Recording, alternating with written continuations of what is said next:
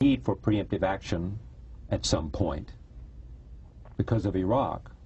The respect for America, the willing to follow America, is less likely. Is it that severe?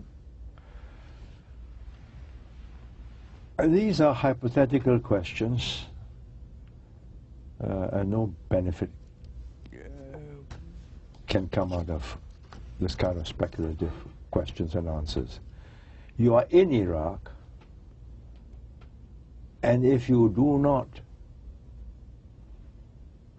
handle Iraq in a way that does not make people despise you,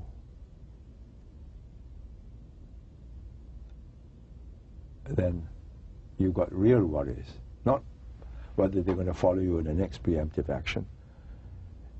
You handle Iraq and come out of Iraq in one piece. You may not achieve what you set out to achieve, a functioning democracy in Iraq, but at least you leave it more stable than it was, in a better shape than it was. It may take you some time. I think you will overcome it as you overcame Vietnam, and Vietnam was a messy business at, 50,000 deaths and 150,000 casualties. One of the strange things about America is this obsession with casualties, which again makes the world feel that only American lives are important.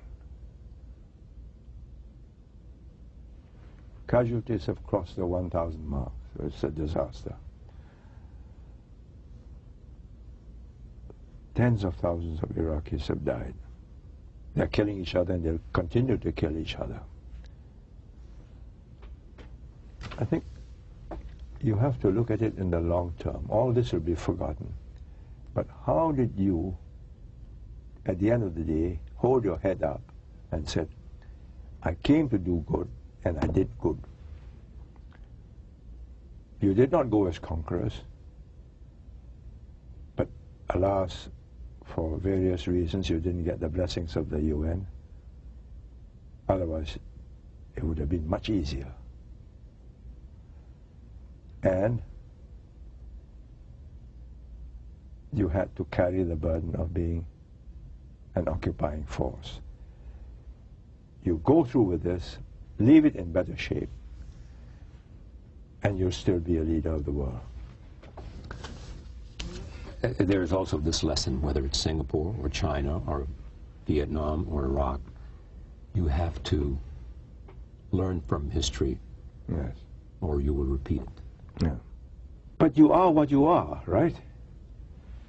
The most powerful country in economics and politics, yeah, and cultural.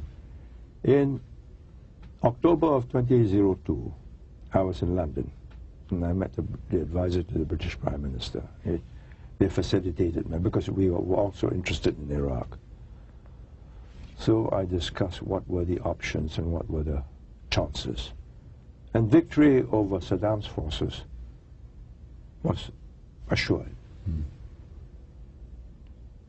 Now the worries were what happens after that. And I had read excerpts of what happened with the British in the 1920s. They had 250,000 British Indian troops, and they suffered many casualties, over 20,000 casualties. So I asked this advisor, I said, this is your history. If you were in charge, what would you do?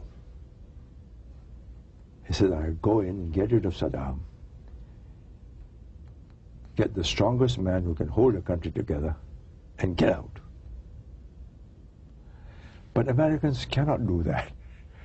They go in with noble, high-minded objectives to bring democracy, to change the nature of the society.